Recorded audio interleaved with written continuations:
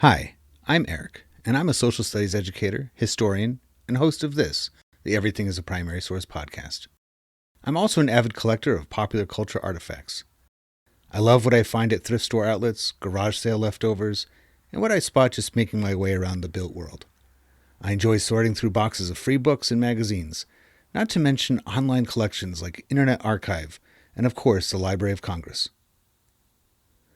But you don't need to spend your time digging through bins or following online rabbit holes to get a look into the past.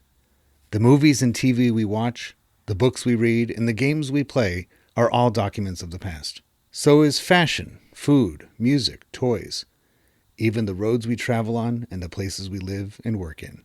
Everything is a primary source.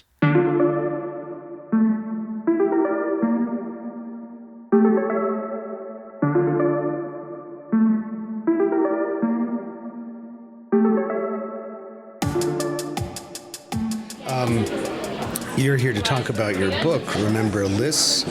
My book and the person Liss. Yeah, because my whole thesis is everything is a primary source. Mm-hmm. I've even extended that to being people are primary sources of the time and place that they live, that had they lived in another time. What compelled you to write the story of her? What was your main attraction? Almost 20 years ago now, I literally stumbled upon primary documents that began to tell her story, a series of letters that I found in a library archive way out on the end of Long Island in East Hampton. What prompted me to find those letters was the discovery of a Bible that had been handed down through generations of a family called Townsend. So this Townsend descendant decided to put this family Bible up for sale. Now, family Bibles usually aren't valuable, but this one had records of enslaved people that had been enslaved by the Townsend family in Oyster Bay during the Revolutionary War period. So there's now a house museum in Oyster Bay that tells the story of the White family, and they bought that Bible, which kind of blew open their story. It was now going to be the story of a white family of 10, and after my research, 20 enslaved black people who also lived there. Isn't that the power of primary sources? Mm-hmm. And we generate them all the time without realizing it. And something like a family Bible is a pretty traditional pop culture. I mean, that was popular culture of the 18th, the 19th, and even to the 20th century, kind of like cookbooks where you'd keep your family records in there because it was a book you used frequently, so you might as well do that kind of thing. And it's amazing how that kind of thing can be hidden from history, through as time goes on, and then once it's found, it sheds light on an entire story that didn't exist. It opened before. up another universe. Right. I had been living in Oyster Bay and just sort of connected to this museum, like on the weekends, helping out there. But I certainly had no idea of the extent of slavery on Long Island because it wasn't something that we were being taught. We were being taught that the founding figures were a whole grouping of very wealthy and important white men, and that the story of the founding of America was essentially a white story, and that the story of slavery happened during the Civil War in the South. But as I learned, that was not at all true. Yeah, there's definitely a theme of kind of isolated groupings of people that... I mean, what we're dealing with here is historiography, really, because it's just how history is told. History itself can be a primary source of its time period, and who is focused on, who is forgotten about, who, from what perspective. I like to fashion what I do as being very ground up, right? It's not ground up like meat, but from the bottom up. So, learning about the people that perhaps are not... I think they're starting, so we keep our voices down. But, thinking about the way that people that might be marginalized or forgotten about in the past because they didn't keep the fancy, traditional primary sources. There's not a whole bunch of letters or... And what are the reasons why people are remembered?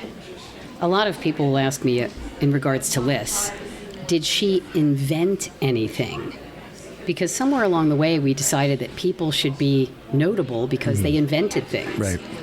No, she didn't invent anything. Oh, was she a political figure? No. Was she famous in her own time? No. But I still say that she is a founding figure, because much like Anne Frank is a figure that allows you to understand the Holocaust, Liss is a figure that allows you to understand what it was like to be a woman of color during the time of America's founding. Yeah, and almost before those kinds of roles became super defined, she was in that era where it was being defined, like we were saying before. And interestingly, her story actually interweaves with known narratives. So she is connected to George Washington, to the Culper Spy Ring, to, John Adams and Alexander Hamilton, and, Benedict Arnold and John Andre. All those figures legitimately weave through her story. Even the Boston Massacre weaves its way in there. Yeah, and in doing so, I suppose it doesn't refute or deny anything that's ever been written about those figures. Certainly not. But it just adds to almost like a cast or, the panorama view. It really illuminates them and humanizes those other events, like, the Battle of Brooklyn. It gives you a boots-on-the-ground perspective and asks the reader, what would I do? It also makes you realize that there was a lot more going on than just physical conflict, like battles and stuff. Yeah. We get a perspective, and I grew up loving that kind of history. I was all about war stuff, and then there was some point where I'm just like, that's actually, I don't want to say boring, but it really makes it seem like that's all that's happening throughout human life is constant fighting, and that's the only way we benchmark things. I'm like, well, what's going on when the fighting's not? Even if there is a battle going on, what's happening in the next town over, or even 200 miles away, and just like what was everyday life like? And so it sounds like she represents that a little bit closer. She made some very bold choices. She wasn't a person that had history happening to her. She showed a lot of agency. For instance, in the middle of the war, when she was about 17, she escaped from the household where she was enslaved. And that household itself is such an interesting way to anchor the story. It was a wealthy family, these Townsends, and their son had just become Washington's lead spy in Manhattan. So he became known under the spy name Culper Jr. and was the lead of the Culper Spy Ring. Is this they made that show Turn? They did. That, right? They made that show, and boy, did they mess up that story. They made so many mistakes. It was shocking. So I was put off mostly by the way Robert Rogers was portrayed, being a New Hampshire figure, and they even mentioned that in one of the episodes. They're like, "Oh, go back to New Hampshire," and he sounds like Shrek. I mean, they have this Scottish guy, and I realized the accents they're kind of hard to nail down, colonial era accents, but it was just like that. Well, if somebody was born and raised in New Hampshire, he wouldn't sound Scottish, probably. The most atrocious mischaracterization for me wasn't Robert Townsend, who they did get very wrong, but John Grave Simcoe. Yeah, Simcoe is... who they made him a villain. He's weird in that. And in Liss's true story, he is a hero. He not only personally knew her very well, he helped her escape in May of 1779. He didn't billet ever out in East Hampton. He billeted in the household of the family that enslaved her 3 different times. And so after that first billeting, the overwintering, he helped her escape, and he would go on to help several other black people escape slavery. He is the person who ended slavery in Canada in the mid-1790s. Yeah, he essentially founded Upper Canada, founded right? Toronto. He was like the aristocrat. Yeah, they really portrayed, and I mean, that's a whole other conversation. My wife, who's a librarian and has degrees in literature, is like, she's like, I want to do a study on the way that British officers are portrayed in media, because and the American family, the Townsends, liked him. They actually say that he was an honorable man, which is not how he's portrayed. He's portrayed as a psychopath. Right. And they later on named a street after him in the town that they gave the land over to, Simcoe Street. They actually, the Victorian Next Generation, had a hotel called Simcoe House right down the street. So they revered him. I think what we're touching on is just the way that primary sources have such authority that they're so hard to refute. I mean, you can say, well, this is just one perspective if it's like a manuscript or something like that, but ultimately it's what's left behind, and it tells a better story. I'm sure that when they made that, because that show came out, I say it like it's an era of years ago. It was just 10 years ago or so, but it came out in a time when, there was like, oh, let's do another perspective on that. Let's show the excitement and the intrigue of that era that's usually considered very stuffy. But they still, in my opinion, took way too much time focusing on the people at the top and not really spending enough time with the ordinary. I think they could have kept Washington out of it altogether. I think that would have been great if they had just made it like see him from a distance kind of thing. I had an even more personal beef with that show. I had approached Alexander Rose before I wrote my first book called Espionage and Enslavement about Liss. I had approached him to be my co-author because I knew I needed a professional co-author. Yeah. He said no, but by then I had already told him the basis of her story, and he wrote in the character Abigail into the plot. Oh, right. So Abigail was like Liss light. I see. Yeah, so not cool. I could see that as well, and a lot of the characters in that show, and I don't want to spend too much more talking about Turn, but it seemed like they were just like characters from other Revolutionary War stories that they just kind of plopped in there. Like nobody had the same. The accents drove me nuts. Like nobody had. They're all from Setauket. It was very Setauket central, which in the Culper Spy Ring was not the case. Abraham Woodhull did start spying before Robert Townsend, but the reason why Setauket was important was because it was so out of the way. Yeah. Manhattan was British headquarters in America. That was where it was important. Right. And so Robert Townsend taking on that role as Culper Jr., he was gathering the important intel and then just taking it way out of the way to Setauket in a way that the British wouldn't have suspected. By going the long way around, which took much longer and made the information less usable, they kept from getting caught. They would have got caught if they would have taken it straight across the river. Right. It's like the same plot of land that The Great Gatsby takes place on. It's like 200 years later. But going back to your book about Remember Liss, I feel like this is part of over the last decade or so an awakening of sorts. Very much so. Because I mentioned before I hit record that being in the seacoast of New Hampshire, we have the Ona Judge is a very similar story. She's Washington's enslaved person who escaped. It is similar in that it's connected to this major historical figure, and it gives you this other perspective of what was it like for her.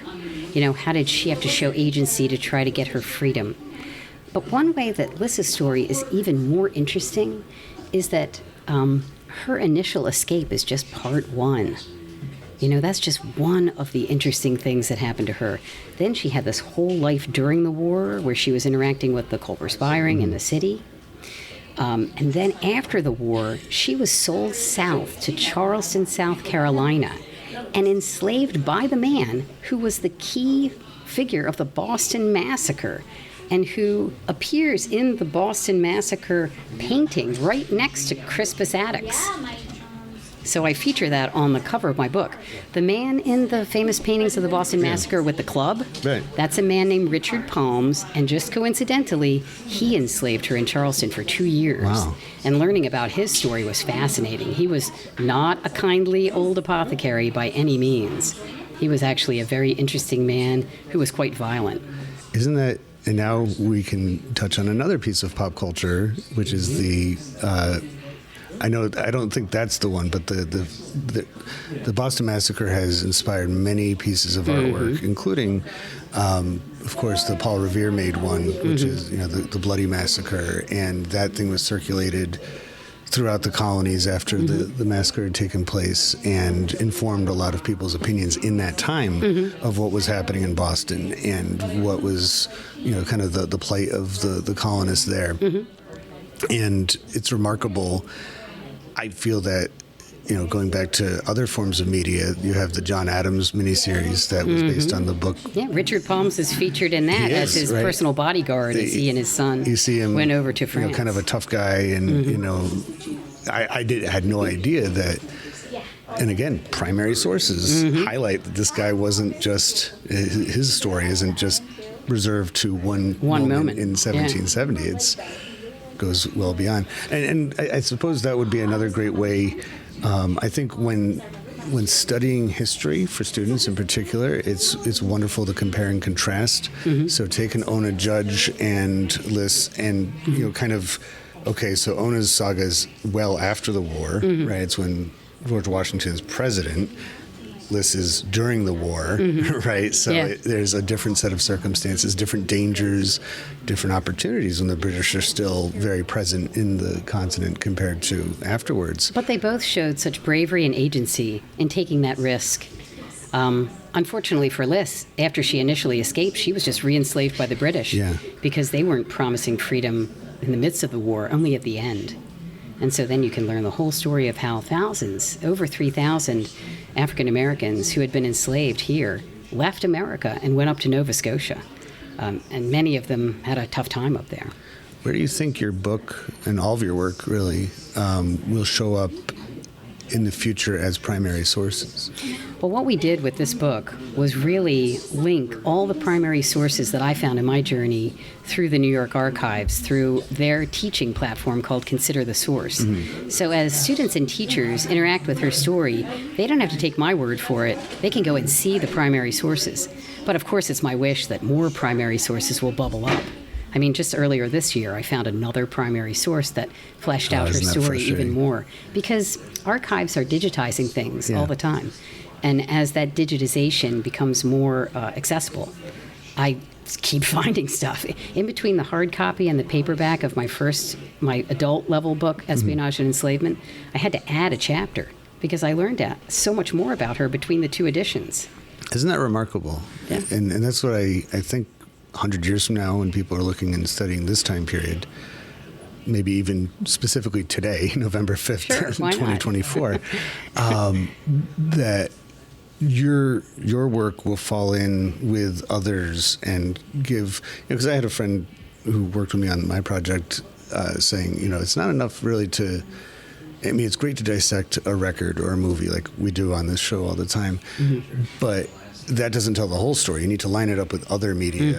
And that's why I'm glad we're talking about those shows and the other books and everything like that. So I think that what yours, 100 years out, 50 years from now, whatever, when somebody's looking back on the 2020s and the 2010s, they'll say, this, especially the design of having the QR codes, having an interactive, very traditional style presentation. It's a book, but incorporating the web, I mean, that is ultra early 21st century, isn't it? I mean, that's the ultimate. And the New York Archives site is amazing. They will allow a teacher to establish their own profile for free, and then they can upload their own primary source as a counterpoint to something that I've put up there, and make their own woven lesson plan. It's really enriched. You're also describing my website. So this podcast, and you may be listening to it right now on everything-history.com, is up for you teachers and anybody else who wants to take part to add your own ideas on. So if you have other stories from around, we just identified two. I could throw Prince Whipple into that mix too. I'm sure you've heard of Prince. I need to know more about Prince Whipple. So William Whipple was from Portsmouth, New Hampshire. He was the signer of the Declaration of Independence. He was a general. Captain Whipple. That would be him, I assume. He's part of the story. Yeah, he's in the military. He was in the military as well. Did he captain a naval vessel in the midst of the war? Maybe. He was from, his house overlooked the port, so it's perfectly reasonable. We have to talk more about Captain Whipple. But where Prince joined William Whipple in the conflict, he was enslaved by him.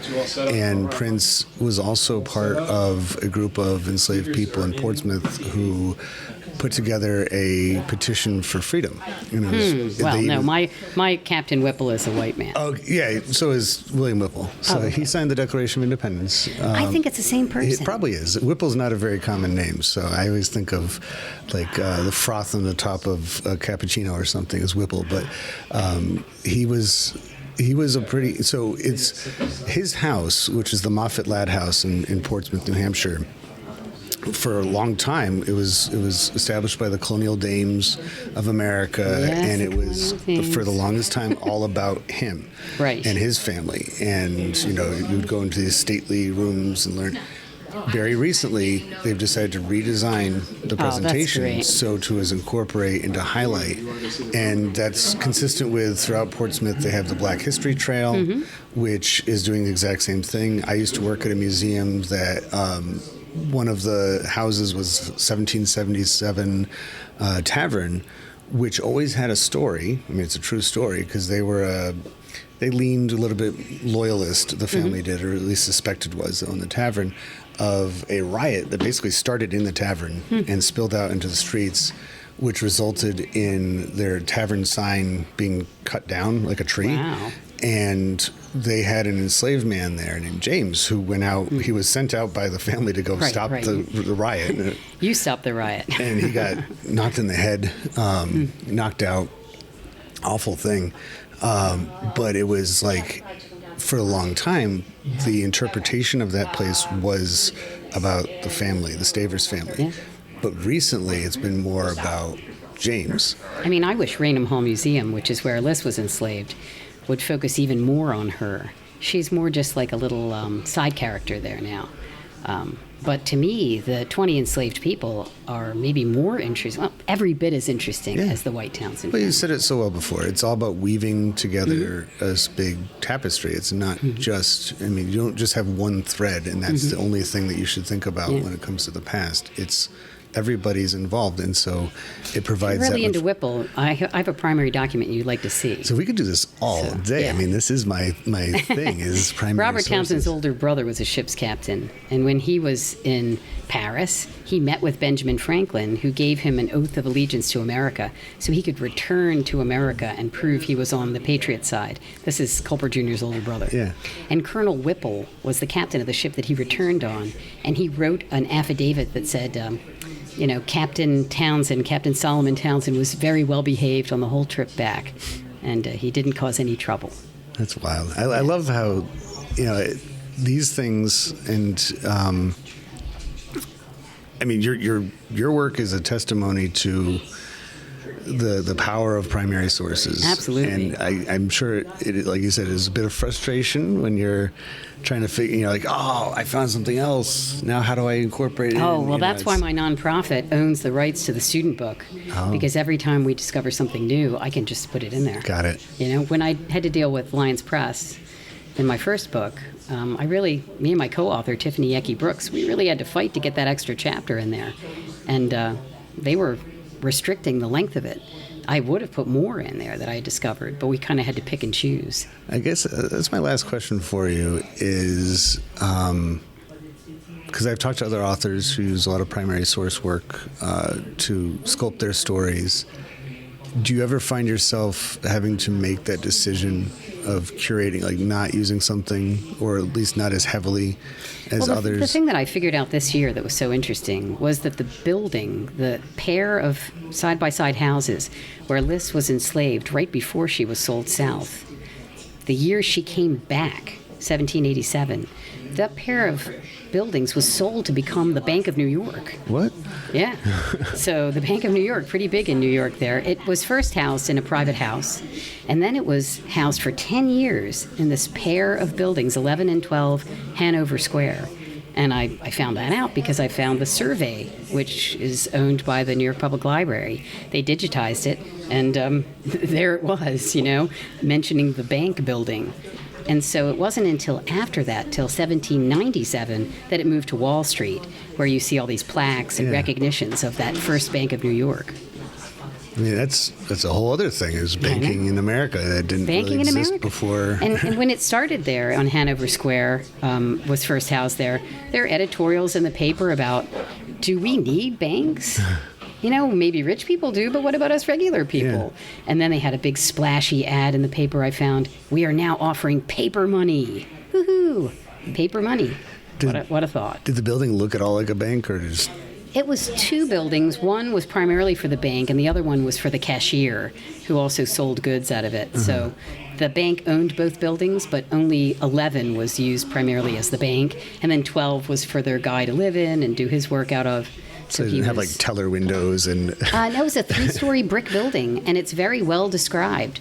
It was brick, which might have been important to people over wood, but it was on a very busy shopping square called Hanover Square, where you can still go. Yeah. But it's all skyscrapers there now.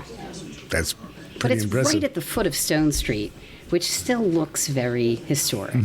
So when you come up Stone Street, you're just emptied out right into Hanover Square. This has been so much fun talking to you. We could go on for hours, We could. really. Thank you so much, Eric. But for I having would me say on the that show. each one of these things, it just is a reminder, walking around, of course, a place like New York City, every building has a story behind it. I actually do a walking tour about Liss. There you go. I mean, you could use each one as, in the design of it, who built it, why they built, all that stuff is just so, there's stories there about the past, and we're so grateful that we have people such as yourself who want to take the time and actually go through it and care about it and allow for, in this case, her story to continue on. It needs everything. So rememberliss.org is our website. And this isn't about a single book or a person like me. This is about her, and it's about how do we introduce this story and this point of view across America. I actually introduced this into a middle school in Florida last year. Oh, wow. Yeah, it got through all of the committees, and there was a Moms for Liberty person on their school board, so it was tough. Yeah, but we got into that 6th grade classroom. Coming from, New Hampshire has its own stuff going on too, but I would, we're the live free or die state, so there's not as much, it wouldn't be as big of a success of getting a book into a New Hampshire school as a Florida one, because Florida has so many barriers Challenges. and stuff and everything. But I'm really glad that her story's getting out there. And it's a looking story forward to that Boston? isn't just about one person or just about Black people. It's really about the whole founding of America. And when teachers are reading this in the classroom, it's really allowing them to teach it side by side with all the other topics that they were already teaching. Yeah, no, it's fantastic. It's not intrusive. You're not asking them to. There's no taking sides. Right. You're really seeing how, if you were living in that moment, what side would you take? Really helping you think about, we're calling the British the bad guys, but what would it have been like if they would have been offering you freedom? Would you have taken them up on that? Yeah. That whole era is just so, we get taught, of course, the American perspective on things, because that's where the country came from. But when you look at the British, there was all signs in the world that they were going to allow for if I think another generation had waited it out, we would look a lot like Australia or Canada. Yeah. You only have to look at Canada to see a great example of that. What would have changed. But, I love my country, so I'm not going to complain. And I love that all of this turmoil and all of this uncertainty was able to come together and form our country. And I'm glad that we have things. Cause I have a copy of the book. I've read it, and I like that it reveals in a very straightforward, easy to follow way, and sleek and concise and everything. But it doesn't show, if I'm trying to find the words right, that era as this nice, neat package. Yeah. It's the chaos and it's the uncertainty that produces, it's very much Hegelian dialectic. It's eventually the right thing will happen. And that's how life is, It's a constant work in progress, as we are finding out today on Election Day. Well, who knows when this will air, but I don't know. We'll sound We're still in the time of not knowing. Right, which, who knows, might go on for a little while. But it might. Thank you so much for taking the time. Thank you, today. Eric. It was such a pleasure. Enjoy the rest of your time. I'll see you in Boston in a few weeks. We'll see you in Boston, exactly. Awesome. Thanks so much. Bye.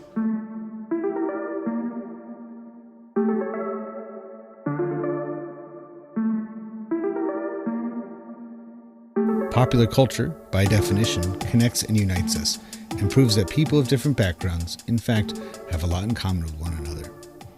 I hope you enjoyed this conversation, at least in part, for that reason. If it connects with you and you'd like to add to it, or any of the podcast episodes, just visit everything-history.com and search for the Everything as a Primary Source project, which can be found in the classroom section of the website. We'd love to hear what you have to say. Be sure to rate and share this podcast wherever you are listening to it now, and follow Everything as a Primary Source on social media, including YouTube and especially Instagram. Thank you for listening to the EPS podcast, where everything is a primary source.